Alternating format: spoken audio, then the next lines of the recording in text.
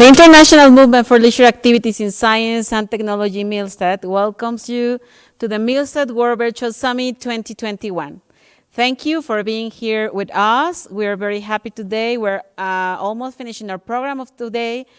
We have had 2 conferences, 1 workshop, 2 roundtables, and now the last conference of the day. My name is Lisbela. I am MILSET Communication Manager, and we are streaming live from UPAEP University from the Convention Center in Mexico. We are very happy to have you here, and don't forget that to watch this live streaming, you can go to MILSET Facebook or MILSET YouTube channel. If you didn't have time to watch any other the past conferences, you can go there and check the recordings. We want to thank you, all the people who has been involved in the organization of this event. Thank you to the MILSET Executive Committee, the MILSET Regional Executive Committees, to Movimiento STEM, to UPAEP University, all the volunteers, sponsors, and MILSET staff who has made this event possible. Thank you very much. And to present our fantastic speaker of the day, I would like to give the mic to Bere Suarez, MILSET Managing Director. Bere, the mic is yours. Thank you so much, Liz. And yeah, on behalf of MILSET, we are so proud to have the next speaker, and this is the last one for today. And I'm so glad to welcome Mrs. Serena McCalla, who is the founder of iResearch Corporation, the parent company of iResearch Foundation, iResearch Institute, iResearch Academy, and iResearch Science. She shares her research practices with educators and students from around the globe. Her institute promotes research sciences and educational prowess for students, focusing on underserved students through a growing summer camp and year-long programs run virtually across the USA and internationally. The scientific training of these students encourages them to systematically address limitations in their processing of the scientific method, conduct novel experimentation, and promotes expertise in written journal-worthy papers. She believes the primary strength of iResearch Corporation is the work ethic, parallels to the environment she built at Jericho High School and Jericho UFSD. The power of Dr. McCalla programs is the ability to culture and bring the function research methods that help students excel in science, math, and engineering investigation. She enjoys that each day provides a new opportunity to encourage students to explore and impact the future of science and society. Their works will extend past successes in the universities and ultimately manifest themselves in the global area. Dr. McCalla believes these works will propel this generation of students to improve life on this planet as we know in this moment. So thank you so much, Mrs. McCalla. The mic is yours. Thank you. Before I start the presentation, I just want to say thank you to MILSET for inviting me today to speak. My goal is to help global leaders associated with your organization and to help them and show them how research can be taught and conducted regardless of circumstance and or resources. I think the key to success for teaching young adults about research and science is to have a passion for science and mathematics, and in order to bring any work to fruition and later on to completion. I think many people believe limitations of resources and equipment prohibit the elucidation of answers to the most pivotal questions. But I believe that with a little bit of moxie and focus, you can answer any question to important and pressing situations in our world today. And even if the location is remote or really busy or underfunded, you can still conduct research and be very comfortable in those situations. And I'm going to talk about how inspiration, my students, not yet, we're going to go back. My inspiration, my students, others' inspirations are the first steps in helping our supporting of young burgeoning students and scientists. So that's me. I'm Dr. Serena McCalla. I left my social media handles here, and if that is the best way to contact me if you have any questions about what we do. I am the founder and CEO of iResearch Corporation, and our corporation was founded in 2017 with the goals of supporting young scientists. I actually created the corporation as a result of my students recognizing that I would go to competitions with them and help other students to beat them. And they were like, Dr. M, you always are going around and giving students critiques and trying them to help build their presentations and build their research. You know, you might as well just make a company of it. And it was kind of a joke. And at first, I thought not to do it because I thought my students would not appreciate that I was helping their competition to succeed in science at these competitions, but they were really supportive. And it were students who were the first to build my initial website way back in 2017. And what I learned from them, my students, is that anything is possible. And they were very eager to help other students also become extremely proficient in the sciences. So we founded iResearch Corporation in 2017, and we used the corporation in order to conduct, as was stated previously, summer research programs. And then we have a full year program with the iResearch Academy. We have iResearch Science, which basically gives a plethora of free information about research competitions, how to conduct research, how to start a research project. So it's basically just a blog of just information that can help anyone learn more about the science research process. And of course, we have our foundation, our research foundation, which pays for a lot of underrepresented, underserved students to attend either the iResearch Institute during the summer. So we have a bunch of corporate companies underneath the corporation logo and banner, and we hope that the corporation will continue to grow and allow more students to have access to research. So if you want to look at any of our company's holdings, you can just use that website at researchcorporation.com. And if you have any specific questions for me, you could always email us at info@iresearchcorp.com and find out more about what we do. And I also want to add another big aspect of our company is that we're helping undergraduate and graduate students who have never become mentors or served as principal investigators of a laboratory to get that experience, because I think that experience is pivotal in the learning process that young scientists, I'm talking about college age, graduate school aged, postdocs, and some PhDs are actually in our company. I think it's great that they have the opportunity to run a virtual laboratory before they actually go about running a laboratory in person. So we use our corporation and them as the mentors for our students. But let's try to think about, I want to begin by discussing how I've been inspired over the last 2 decades to conduct research with young adults. And I think that my inspiration of my STEM journey and my STEM education, not yet, was solely the result of my love and passion for science.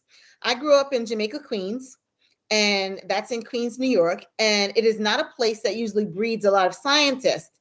It lacks wealth, it lacks prestige, and unfortunately, it was a place where education is undervalued. In that environment, success was usually mirrored by someone becoming a well-paid rapper or singer or athlete.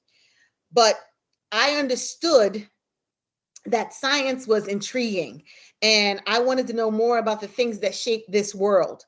And as a result of that, I really delved into things that actually allowed me to look at how the body works and how organisms interact together in order to make life successful. So that really became a fundamental aspect of what inspired me to become a scientist. As I continued, talking about what I love in this world about the body and how it runs, I didn't have a lot of support from like my family and friends because they weren't into science. So I took a lot of my inspiration from television. I used to watch a lot of TV shows that were medicine-based or science-based. And even today, one of my favorite TV shows is still Grey's Anatomy, because even though it may not be completely true, it has some explanation of medicine that is interesting to me.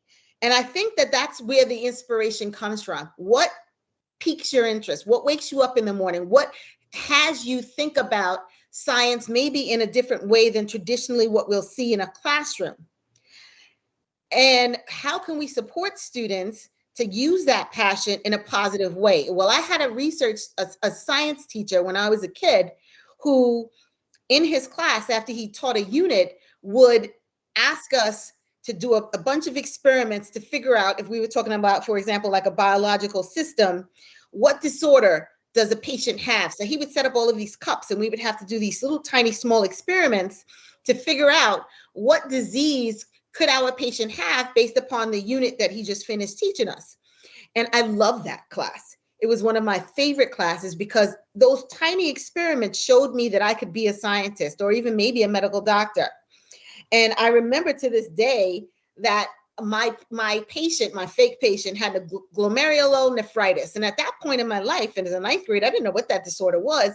But the fact that I could figure it out based upon the information provided to me to kind of take all of the little pieces of a puzzle and put them together to figure out that this answer was this disorder was really impactful to me. And I think as science educators, our job is to figure out what inspires our students. And after we figure out what inspires them, then we can address why they want to do science or research and conduct research experimentation. Because if we figure out what they want to do and why they want to do it, we may now alter their trajectory. And I think that science specifically for me, and you can get the next bullet, science specifically for me changed my trajectory. I didn't know that I could be a leading scientist, that I could do things that other people didn't think I could do. Do we have the next bullet? Okay.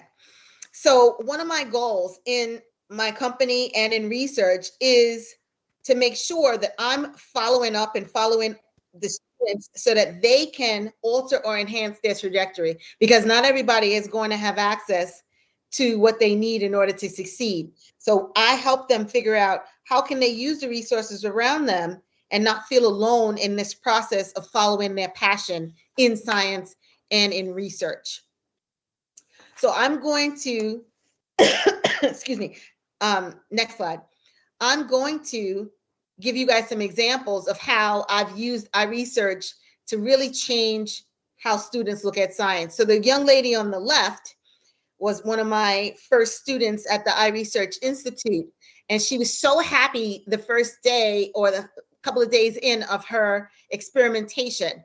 And she was studying in the Petri dishes, Canorhabditis elegans. She was doing a research study with C. elegans and vaping solution way back in 2017, before it was really well known how bad vaping was.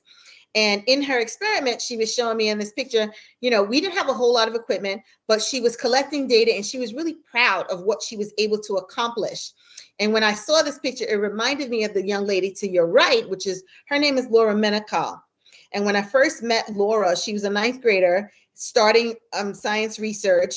And she didn't really have a lot of support, kind of like myself, because her parents were both from El Salvador and they came to America to escape the chaos associated with the Salvadorian Civil War. And when she came to the US, Laura didn't know she loved science. I mean, her parents worked, you know, at Stop and Shop and they were deli clerks. They didn't have a lot of science background. So when she came to my classroom, I really challenged her. And I said, you can do anything you want to do, Laura. And she told me she was never thought that she would be interested in science, but she liked the idea of having a question that no one knew the answer to and that she was going to do the work to find out the answer. And what I want to say about Laura is that she persevered in my class. went on to a community college, ended up transferring to a 4-year college. And this picture was taken of her recently because she's currently a PhD candidate at Weill Cornell Graduate School of Medicine, of Medical Sciences. And I'm so proud of her because she was able to succeed in an environment where typically one may not think she would be able to succeed, but it all began small. It started with her starting her research project in a tiny lab in her school when she came to the United States. So what I'm going to do today is walk through the steps of the scientific method of how one could create a science research program in any educational setting. Next slide. So the first step of the scientific method is a problem. And as a scientist, we always know that we can ask many, many questions. And one of the questions I'm posing is, how do you complete a research project in any setting? I think that the scientific method allows us to ask the right questions. But in order to reach the right questions, there's a couple of steps as educators we can help our students ascertain and kind of help them shape their original question. Next slide. A couple of resources that I use are Science Daily, Reddit, and Science News. And why I like these resources are because there's a lot of different aspects of science. For example, I always tell my students, it doesn't matter what I like. I need you to have a passion about what you're doing. So if they want to study something about exoplanets, if they want to study something about, drug processes and chemical interactions, Jan Teller aberrations, or whatever it is that they want to study, they can study whatever they need to study. And it is my responsibility now to figure out what they need to know. So I use these Science Daily. These are all free resources, Science News, Reddit, Instagram, whatever it is, to have them look into topics that are probably understudied or not well studied in their traditional high school or early college settings. So they literally can look at any field of science that they want. And then what I ask is literally, I play 21 questions with them. I have them ask me as many questions as they want to ask me about whatever the topic is, and I never answer them. Yes? Okay. And I never answer them. I kind of sort of just let them ask as many questions as they can until they get to a point where they're asking a question that they're really interested in. Next slide. So I force them to gather background research, but we start simple, but we also don't ignore the complexities. So starting simple next would be, as I stated, reading Reddit next, Science News, Science Daily, even Instagram, because there's stuff on Instagram that the kids say, hey, Dr. M, I saw this on Instagram. Is it true? And I say, well, I don't know. Let's look it up. And I allow them to Google random things. And eventually they'll figure out on their own, without me guiding them, what they really want to know. And that's their passion. And it becomes their passion to really investigate and learn more about whatever it is that they found on any of these free sites. Now, of course, that's really simplistic science that we're reading on any of these sites. I have to train them with practice and time to get to the harder stuff, the more complex stuff. And that is peer-reviewed journals next. And one may think that high school students would not be able to read peer-reviewed journals, but they're able to do anything you tell them they can do. I never tell my students they shouldn't read peer-reviewed journals because they don't know that they should not be able to know how to read them. They just assume because I told them it's okay to read them that they can. And when they struggle, I just say, Google it. If you don't understand what that term is, look it up. You don't understand what that term is, look it up. And they actually become very comfortable with the idea of, all right, this is complex, but as I get little pieces of the puzzle by looking things up online, it eventually becomes more and more clear. And by the time they've read their 15th or 20th peer-reviewed journal, they're really good at reading these papers and can ask some seriously phenomenal questions and eventually state a hypothesis. Next slide. So the next step in the scientific research building process is to make sure that the students are asking a question that already hasn't been answered. And that any question they ask, as long as it's not answered already, is valid, and specifically if they're passionate about it. Next. And I say to them, why do I focus on their passion in the research process? It's because they don't feel like it's work if they love it. If they really enjoy learning more about whatever the topic is, it doesn't become an assignment from the teacher, it becomes fun. So, and then as they continue to learn more, next, I say to them, okay, we're reading all of this, but it has to be with purpose.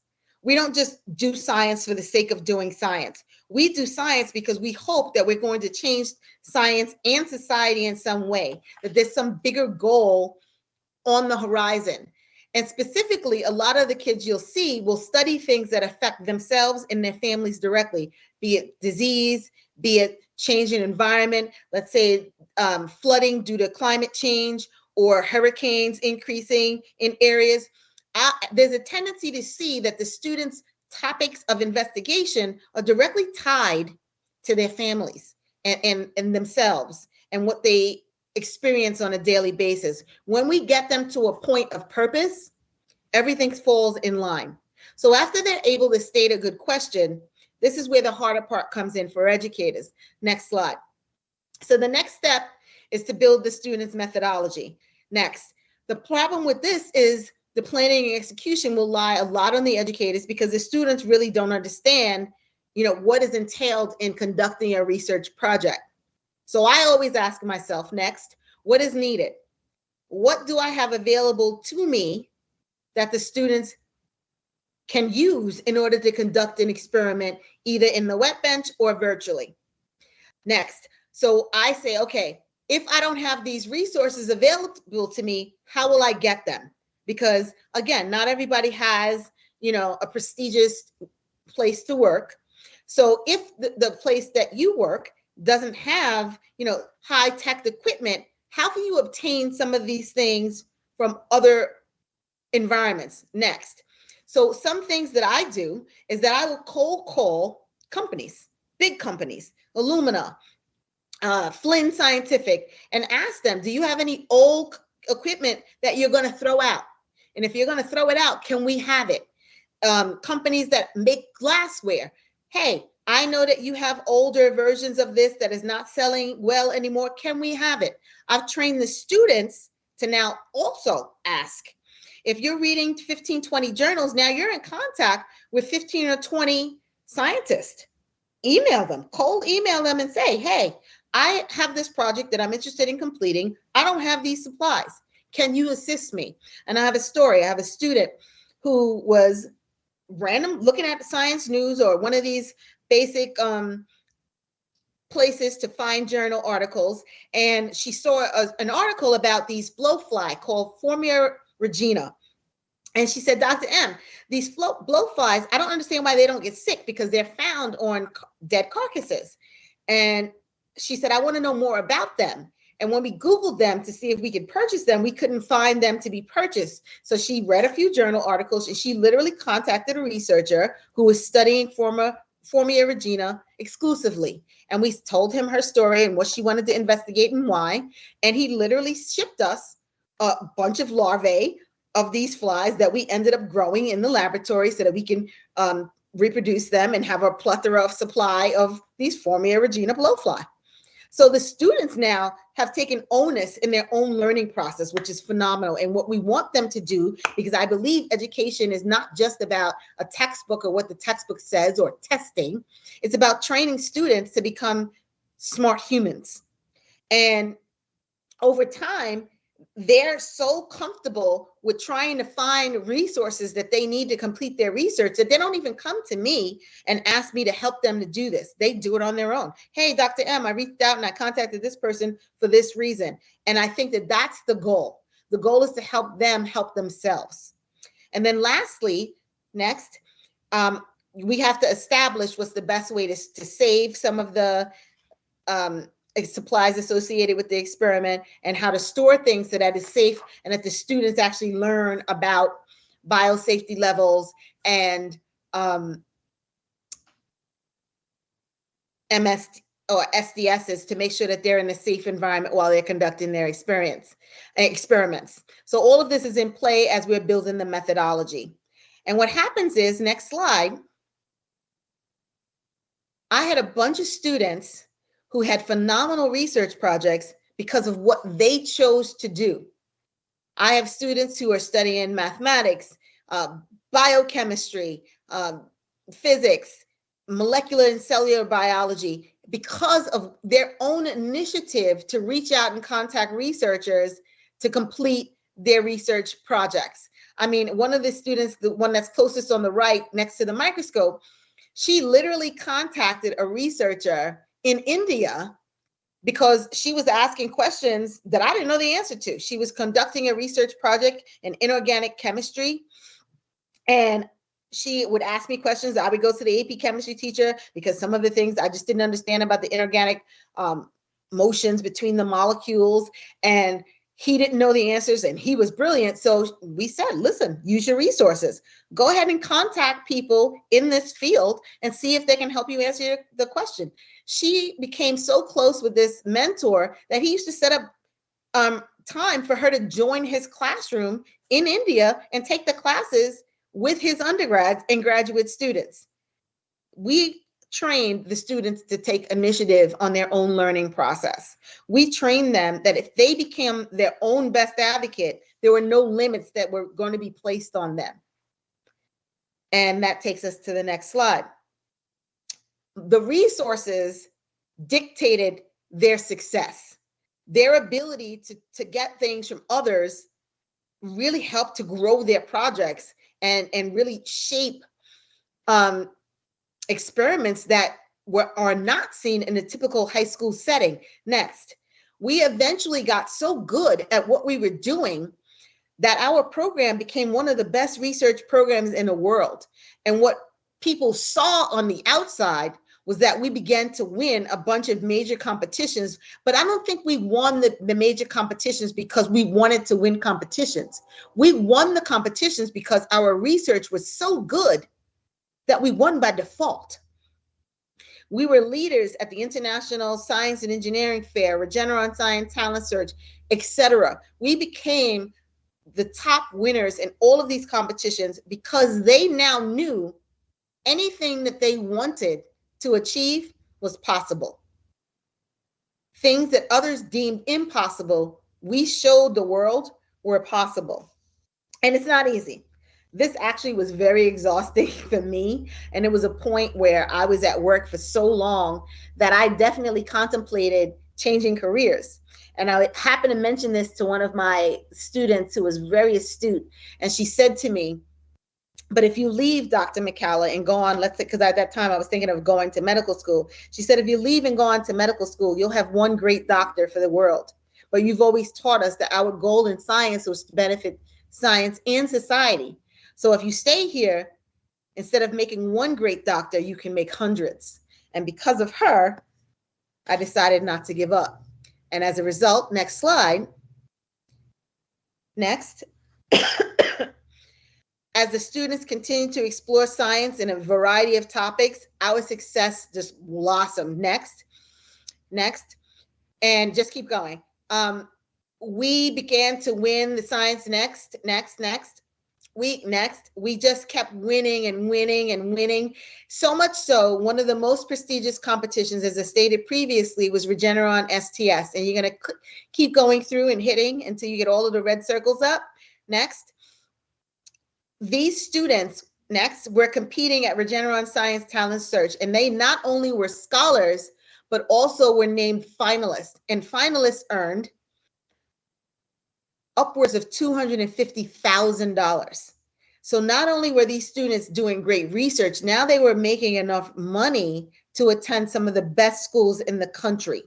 They were starting to get accepted to the top colleges in the United States because of the work they were doing. And I believe strongly that they couldn't have achieved if they weren't passionate about what they were doing and knew that there was a purpose at the end of what they were doing, and not just the purpose of winning competitions or getting into the top colleges, but that they were doing something that would shape science now and in the future. our students were more confident. They became better orators, better presenters, and they won these notable competitions, and it really definitely changed everything. Next slide. So much so, next, one of the students, this gentleman here, David Zhao, used his research, next, and his experience in research to become one of the top entrepreneurs in the United States. David, as a 26-year-old, is the CEO of one of the largest hot pot restaurant chains in the world, including owning a hot pot restaurant in the Venetian Hotel in Las Vegas. The picture on the left is David when he opened up his first restaurant on the long strip in Las Vegas on the back road. And today he owns multiple restaurants in the greatest hotspots in the world. And he attributes some of his success to the perseverance and being an advocate for himself while learning his research and conducting his research. In addition, some of our students, like in the image to the right, Jessica Wong, she became a fifth author in a leading publication in Nature Neuroscience. And she ended up continuing her research at Yale and then going on to Harvard. And she definitely attributes her success to starting her research project in high school. This is where it could take these kids. Next slide. In order to wrap up some of the successes, I think we need to talk about the results. And I think our results was a result of the fact that we changed how education was viewed in my classroom. We were totally outside of the box in regards to our program. Next, the students actually assisted me in writing the curricula. It wasn't just me as the science teacher telling them what to do. I took input from them. And as we worked together, we really truly became phenomenal leaders in science and education. We challenged traditional research training. Next, we challenged how we think and how we believe science should be taught in a traditional classroom. And this continued, and I've been doing research at Jericho for the last 13 years, and this continues in iResearch, and we've been doing research for the last 4 years. But then the pandemic hit. And during the pandemic, and even to this day, next, it is really difficult to work in the wet bench. So we had to have a shift from what I knew and for the last 14 years had been completing, which was wet bench research, to data science, artificial intelligence, machine learning, and omics research. Now that was scary because I am not as proficient in computer science as I am in molecular and cellular biology. So when I had no options because all of the laboratories closed during the pandemic and research kind of fell back, I had to now say, kids, do we stop doing research? And the answer is never, yes, we stopped doing research. So we had to now shift gears to data science, and it has proved very fruitful. Next, this is an image or a series of images taken from one of my data science projects, a machine learning project that a student is using to detect and classify immature leukocytes for the diagnosis of acute myeloid leukemia using random forest algorithms. I never would have said those words as a research project for myself and my students until the pandemic hit. And as a result of big data and how much data is out there and underutilized, data science and AI and machine learning projects have become the forefront of my company. And honestly, in most research projects that I've seen in the last 2 years. Why? Because without data science, we can't grow in the natural sciences. And I believe that to be true. I truly believe that data science, machine learning, AI is going to shape the next generation of physicians and scientists, because now data can be processed extremely quickly and efficiently and with a high degrees of accuracy. So we are not going to forego wet bench, but I think now there's a marriage between data science, omics, machine learning, AI, and wet bench that's really going to twist and shape how we treat disease. And this is just one example. One thing that I learned was that I had to be very flexible. And the more flexible I've become in research, the better the conclusions are that my students are reaching and I'm seeing in regards to success. Next. So one of the final stages of the scientific method are conclusions. And one conclusion I've drawn from all that I've seen over the last 13 years is that anything is possible, that I will never, ever minimize what my students can do and what they have the potential to do. Next. So much so that we were featured in a science fair movie right before the pandemic called Science Fair. Next. Next. And this movie is so important to me, and I think is a really good resource to share with your students if they are interested in science and research. Next slide. And why I think this movie is really important, because it is the epitome of what hard work, determination, good research can do to students who may not have felt that they were seen or that they had an ability to achieve goals that other people thought that they could not achieve. For example, to my right, I'm in the green dress and the next to one of the directors. To my left, sorry, on the stage, but on the screen to my right, those two students are both from Brazil. One of them, Mylena, specifically, had a really impoverished upbringing. And her research project actually helped her to get to the International Science and Engineering Fair. And with her partner, and then alone on a second year, she earned US scholarships. And those US scholarships brought her to the United States. And she currently lives in the US. And she went from living in an environment where she didn't even think she would be able to go to college to now live in the US, speak fluent English. And she did not speak English when we first met and this film was completed. She now speaks English. She lives in the US and she's in her undergraduate courses in the US to complete her undergraduate degree. And I could talk about all of the students. Robbie to their right now lives in Paris. He worked at Stanford on his AI, and he was a C average student, but he was a phenomenal researcher. And I could talk about each one of these students. And the young ladies farthest to the right, Anjali, she's actually at MIT in her third year conducting research and really persevering at MIT and becoming a phenomenal student. So sometimes our conclusions are, next slide,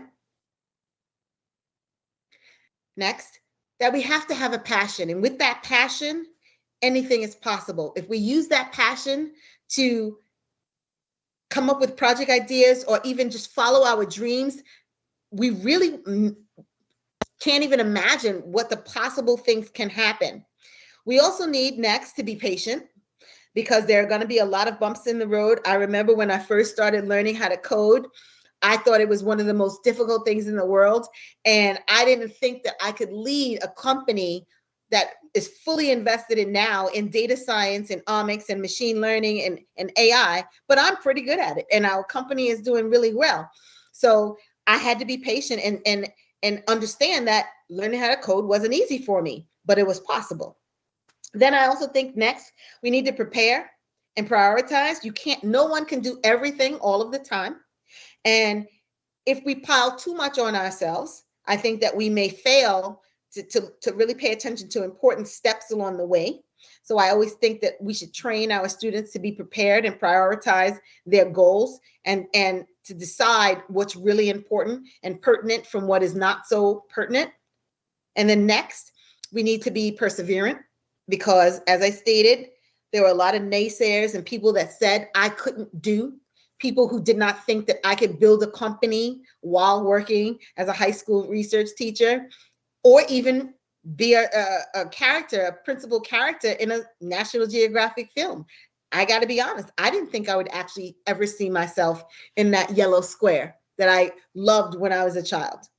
And then last, we have to have purpose. If we're doing things just for the sake of winning, we won't win as often and frequently as we could if we had purpose that has accompanied that desire to win.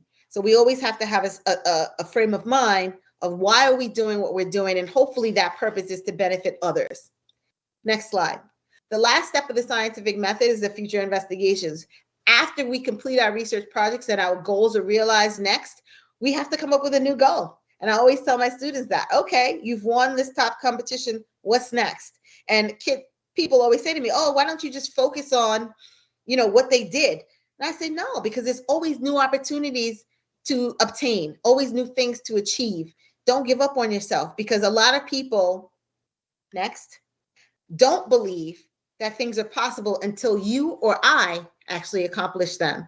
And as a result of hard work, perseverance, purpose, passion, we can achieve anything. Next slide. I never thought that I would be able to meet some of the people I've met over the last year.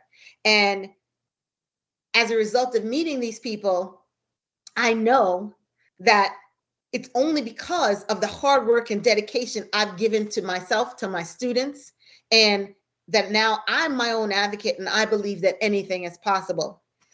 Next. And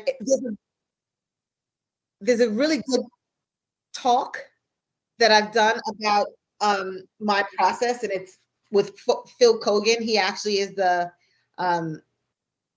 host of The Amazing Race, one of my favorite TV shows.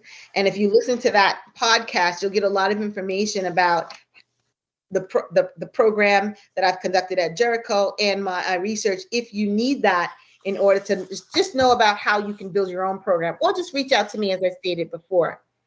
So at this time, I'm done. And I want to say thank you for listening to my presentation. And if I can do anything to benefit you in the future, just feel free to reach out. Excited listening to you and your passion and all what you have done with your organization. And of course, I would like to recap a phrase you said that I really loved. It's don't minimize what students can do. I think it's very important to give that power to students, to let them just work and be into the science and technology. Well, we have some questions and a lot of greetings, of course. I will start with the first one. It says, do you support foreign students to develop projects? If so, how can a foreign student contact you? Absolutely. We have about 20% of our students that attend our research institute are international students, because now that we've made our entire program virtual, they can join our program, and we work online. And there are some time difficulties, but we save every one of my class sessions or any of our mentor class sessions, and the students can access the videos, virtually. So if they can't physically join us, because it would be, 4:00 in the morning their time, they can meet us, watch our videos. And then of course we have mentors who work, late into the evening, EST time, and that allows the students to work in the morning their time. You can reach us at iresearchcorporation.com. And if you want to ask any questions, you can feel free to email us at the information on the screen. What is the biggest challenge for teachers nowadays to guide students into solving problems through projects? I think one of the biggest challenges is resources. I think that there is not enough equity in science education. And unfortunately, certain students will have more access to supplies and resources and equipment and reagents than others. So their projects may seem more complex than others. But I can tell you for a fact, I've had students who, when I first started teaching, I was really young when I first started teaching, and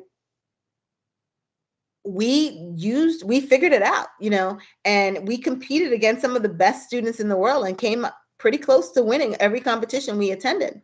So I don't think anything is impossible, but I think resources is definitely a limiting factor. And that's definitely something that I've thought about, and why having a virtual program has helped a lot of students, because now all they need is a computer. The next question is, what is the most meaningful experience that you have witnessed about changing life in your students? I think I gave Laura as a really good example that she didn't love science and didn't think that she could persevere in science. And I've had other students of the same mindset. They come from other countries, India, China, and they come to the US primarily because their parents want a better life for their children. And as a result of that, to see these kids who did not think they would have a future become published in Nature and Cancer, and to know that these students are going to become phenomenal physicians is life-altering for me. I've always said, and if you watch the science fair movie, that I can't wait to see one of my students become a Nobel laureate, because I believe it's going to happen. I believe that they will change the world. Thank you very much, dear Serena. Well, now the greetings, of course, we have from Argentina, Asociación Vida y Ciencia. It says very important experience, greetings from Argentina. From Chile, Mrs. Maria Angelica Riquelme, MILSET AMLAT president. She says, congratulations, excellent conference. Greeting from MILSET AMLAT family. Thank you so much for having me. Elio Brochier, MILSET AMLAT vice president, says, congratulations, great conference. Martin Siebenhar from Argentina, excellent topic. The role of the teacher is very important in motivating students to carry out research. Greetings from Argentina. Freddy Segura from Chile, greetings. Paola Gonzalez from Colombia. And well, like this, we have many other countries watching us through our social media. And we would like to thank you very much for your time and for such inspiring conference for teachers and all the leaders who are watching, to support and give this, to encourage young people to do more things that the normal thing we do in the school. So thank you very much. And we are going to stay in the meeting. Well, for the audience who is watching us through social media, don't forget that tomorrow we have a great program, several conferences that you can watch through MILSET Facebook and MILSET YouTube. And for the World Virtual Summit participants who have registered, please don't leave the meeting. We will stay some minutes with Serena. Thank you very much, everybody. See you tomorrow.